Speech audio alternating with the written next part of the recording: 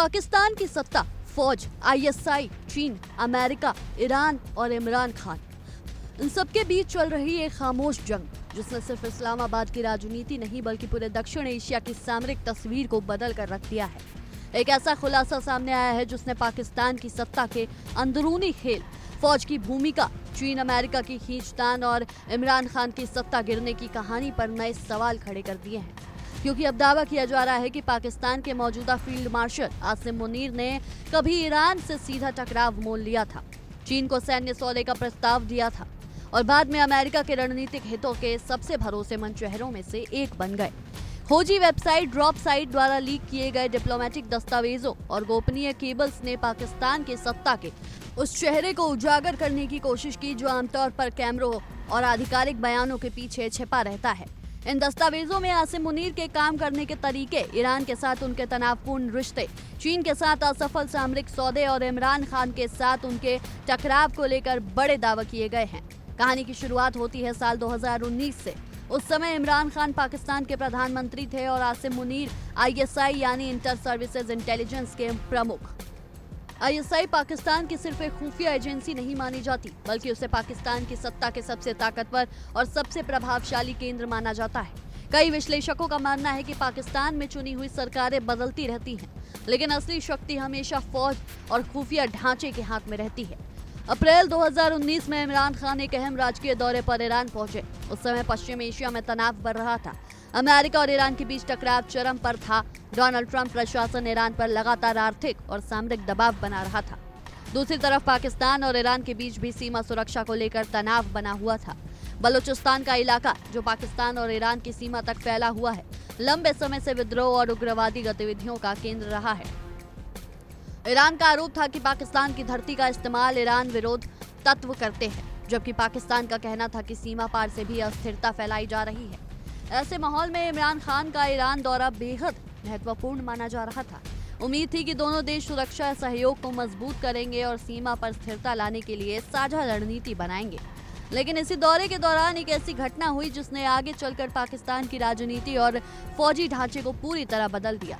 Leak दस्तावेजों के मुताबिक तेहरान में हुई बैठकों के दौरान आसिम मुनीर ने ईरानी अधिकारियों और ईरानी रेवोल्यूशनरी गार्ड कॉर्प्स के वरिष्ठ पदाधिकारियों के साथ बेहद तीखी बहस की थी।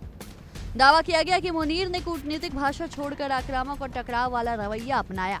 इतना ही नहीं, उन्होंने उस आधिकारिक रणनीति से भी अलग बातें कही जिस पर पाकिस्तान सरकार पहले से ही आंतरिक सहमति बना चुकी थी। इमरान खान के करीबी सूत्रों के हवाले से कहा गया कि ईरानी नेतृत्व इस व्यवहार से बेहद नाराज हुआ और उसने सीधे पाकिस्तान के प्रधानमंत्री से शिकायत की।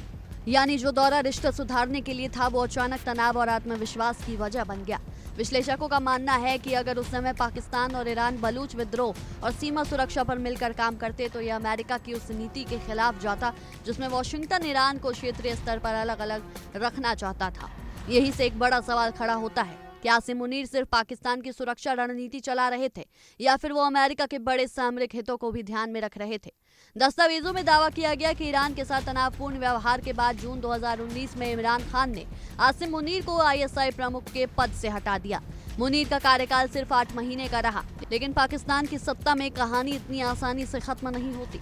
पद से हटाए जाने के बाद आसिम मुनीर पर्दे के पीछे सक्रिय रहे। बताया जाता है कि वो लंदन गए, जहां उनकी मुलाकात पाकिस्तान मुस्लिम लीग नवाज यानी PMLN के नेताओं से हुई। उस समय नवाज शरीफ लंदन में थे और पाकिस्तान की राजनीति में इमरान खान के खिलाफ एक बड़ा मोर्चा तैयार हो रहा था। ड्रॉप साइट की रिपोर्ट में दावा किया गया कि यहीं से तथाकथित लंदन प्लान शुरू हुआ, एक ऐसी रणनीति जिसका मकसद था इमरान खान को सत्ता से हटाना। इसके बाद पाकिस्तान में राजनीतिक संकट तेजी से बढ़ा, विपक्ष एकजुट हुआ, फौज और सरकार के रिश्तों में दरार की खबरें आने लगी और आखिरकार इमरान खान की सरकार गिर गई। इमरान खान ने बाद में कई बार सार्वजनिक रूप से आरोप लगाया कि उनकी सरकार को विदेशी साजिश और पाकिस्तान के अंदर मौजूद ताकतवर संस्थानों की मदद से हटाया गया। हालांकि फौज और अमेरिका दोनों इन आरोपों को खारिज कर रहे हैं, लेकिन घटनाक्रम यहीं नहीं रुका। 24 नवंबर 2022 को शहबाज शरीफ ने आसिम मुनीर को पाकिस्तान का सेना प्रमुख नियुक्त कर दिया और यहीं से पाकिस्तान की सामरिक दिशा बदलती दिखाई देने लगी। लीक दस्तावेजों में चीन और पाकिस्तान के रिश्तों को लेकर भी बेहद चौंकाने वाले दावे किए गए हैं। कहा गया कि आसिम मुनीर ने चीन को ग्वादर बंदरगाह पर स्थायी सैन्य अड्डा बनाने का प्रस्ताव दिया था। ग्वादर सिर्फ एक बंदरगाह नहीं बल्कि चीन की महत्वाकांक्षी परियोजनाओं CPEC यानी चीन पाकिस्तान आर्थिक गलियारे का सबसे अहम केंद्र माना जाता है। चीन अरब सागर तक सीधी पहुंच चाहता है और ग्वादर उसके लिए सामरिक दृष्टि से बेहद महत्वपूर्ण है। लेकिन दावा है कि पाकिस्तान ने चीन के सामने बदले में बहुत बड़ी मांग रखी है। पाकिस्तान चाहता था कि चीन उसे परमाणु पनडुब्बी तकनीक दे ताकि वो समुद्र से परमाणु हमला करने की क्षमता हासिल कर सके। इसे न्यूक्लियर ट्रायड कहा जाता है, यानी जमीन, हवा और समुद्र तीनों माध्यमों से परमाणु हमला करने की क्षमता। एक समय था जब चीन और पाकिस्तान को ऑल वेदर फ्रेंड कहा जाता था, लेकिन अब तस्वीर बदलती दिखाई देने लगी है। CPEC की कई परियोजनाएं रुक गई, नई फंडिंग धीमी पड़ गई। चीनी कंपनियों ने सुरक्षा और भुगतान को लेकर चिंता जतानी शुरू कर दी। आंकड़े बताते हैं कि CPEC के तहत प्रस्तावित करीब 90 परियोजनाओं में से केवल लगभग 40 ही पूरी हो सकी। कई परियोजनाएं आज भी अधूरी हैं और अब तक शुरू ही नहीं हो पाई हैं। 2024 में पाकिस्तान दौरे पर आए चीन के अधिकारियों ने सुरक्षा को लेकर खुली नाराजगी जताई थी। यहां तक कि इस्लामाबाद में चीन के राजदूत ने सार्वजनिक मंच से पाकिस्तान सरकार पर चीनी नागरिकों की सुरक्षा में विफल रहने का आरोप लगाया। अगस्त 2025 में आसिम मुनीर ने एक इंटरव्यू में कहा था, हम एक दोस्त के लिए दूसरे दोस्त की कुर्बानी नहीं देंगे। लेकिन आलोचकों का कहना है कि पाकिस्तान ने वास्तव में यही किया। चीन को रणनीतिक दूरी पर रखा गया, अमेरिका से रिश्ते सुधारे गए और पाकिस्तान की विदेश नीति का झुकाव बदलता दिखाई दिया। कुछ विश्लेषक का यहाँ तक दावा है कि ट्रंप प्रशासन के साथ आसिम मुनीर के रिश्ते बेहद मजबूत हो चुके थे और यही वजह थी कि उन्हें वॉशिंगटन में एक भरोसेमंद सैन्य चेहरा माना जाने लगा। लेकिन इस पूरी कहानी में सबसे बड़ा सवाल अभी भी वही है, क्या इमरान खान की सत्ता सिर्फ पाकिस्तान की घरेलू राजनीति की वजह से गिरी या फिर इसके पीछे अमेरिका, पाकिस्तान की फौज और अंतर्राष्ट्रीय सामरिक समीकरणों की कोई बड़ी पटकथा काम कर रही थी? क्या आसिम मुनीर ने चीन के साथ दूरी बनाकर अमेरिका का साथ चुना? क्या ईरान के साथ उसका टकराव सिर्फ एक राजकीय विवाद था या फिर पश्चिमी एशिया में चल रही बड़ी भू राजनीतिक रणनीति का हिस्सा? और सबसे अहम सवाल, क्या पाकिस्तान में आज भी लोकतंत्र सिर्फ एक चेहरा भर है जबकि असली फैसले अब भी रावलपिंडी के बंद कमरों में लिखे जाते हैं? बहरहाल इसी मुद्दे पर देखिए हमारे सहयोगी की ये खास रिपोर्ट। बड़ी खबर, सीज़फायर के बावजूद इसराइल ने कई हमले किए हैं। इस वक्त ये बड़ी खबर आपको बता रहे, बीते 2 दिन में लेबनान पर 100 हमले किए गए। हिजबुल्लाह ने इजरायली हमलों का भी जवाब दिया। ये बड़ी जानकारी, 2 दिन के अंदर लेबनान पर 100 हमले जो है अब तक किए जा चुके, लेकिन हिजबुल्लाह ने भी इन हमलों का जवाब दिया है। अपने तरीके से ये जवाब जो है वो दिया गया है। ये बड़ी जानकारी सामने आ रही, क्योंकि ये तस्वीर भी किसी से नहीं छिपी है। दर्शकों, लगातार इजराइल, जहां सीज़फायर की बात हुई थी, सीज़फायर की कहानी आगे बढ़ती है, लेकिन इस कहानी में हर बार हमला सेल्फ डिफेंस के नाम पर इजराइल दक्षिणी लेबनान में करता हुआ नजर आ रहा है। और बीते 2 दिन के अंदर 100 हमले ये बताते हैं कि इजराइल चुप बैठने वालों में से नहीं है। जो टारगेट की बात नेतन्याहू कह रहे थे, जिन टारगेट को पूरा करने की कहानी लगातार नेतन्याहू के जरिए कही जा रही है, उसमें हिजबुल्लाह को पूरी तरह से खत्म करना है। उसमें हिजबुल्लाह के उन ठिकानों को नेस्तनाबूद कर रहा है जो इस वक्त टारगेट पर है। लेकिन हिजबुल्लाह ने भी इजरायली हमलों का करारा जवाब दिया है। ड्रोन और मोर्टार जो है वो दागे गए,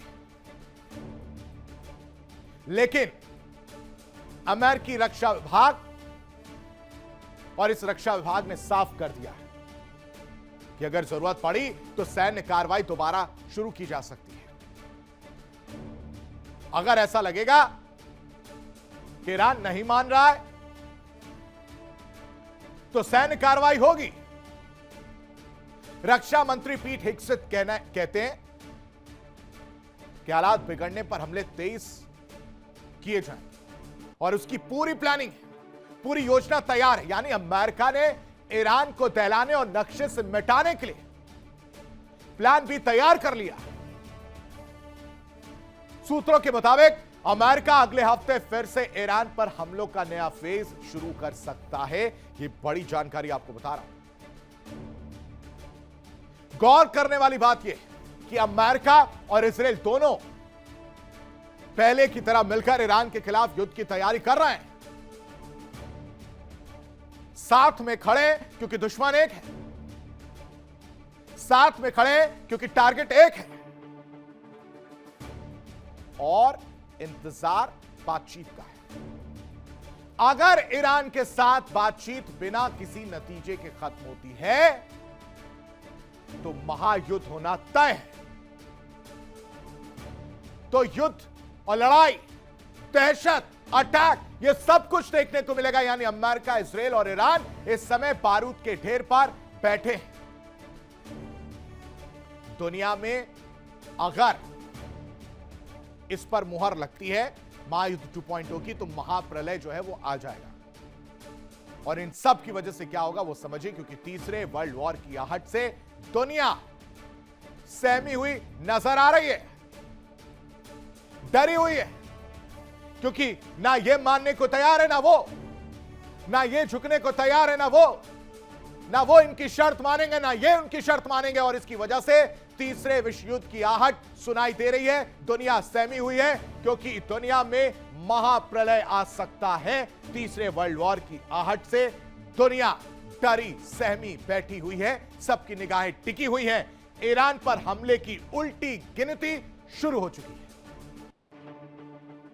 और इस उल्टी गिनती की तस्दीक वो पोस्टर्स कर रहे हैं, जिसको मैंने आपको थोड़ी देर पहले जो एआई पोस्टर्स थे वो मैंने दिखाया। वो बता रहे चीख चीख कर कि मैसेज क्लियर कट है कि मान जाओ वरना हमला होगा। और बीजिंग से ट्रंप जब लौटे हैं तो बॉडी लैंग्वेज चेंज है, एटीट्यूड चेंज है।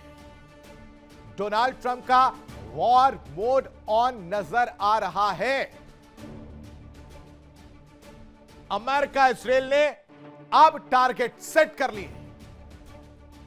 साथ ही साथ बीजिंग से लौटे ट्रंप बेहद एग्रेशन में, और होर्मुज दुनिया का सबसे बड़ा वॉर जोन बन चुका है, यह सबको पता है। वहां से कहानी अब और ज्यादा डाइवर्ट हो गई है युद्ध की तरफ। साथ ही साथ तेल की खाड़ी से तबाही की आग क्या उठेगी, और तो और दुनिया पर परमाणु खतरा क्या मंडरा रहा है। साथ ही साथ शांति वार्ता, अगर जो पहला दौर था, फर्स्ट फेज था, उसी तरह अगर सेकेंड फेज की जो बातें कही जा रही हैं उस पर भी अगर क्लियरिटी नहीं होती है, वो भी अगर बेनतीजा निकलती है, तो युद्ध यकीन मानिए तय माना जा रहा है। देखिए इंडिया डेली 24/7 अब आपके स्मार्ट टीवी पर। इंडिया डेली मौजूद है सभी डिजिटल प्लेटफॉर्म पर लाइव और लगातार। इंडिया डेली 24/7 हर दिन राष्ट्र को समर्पित।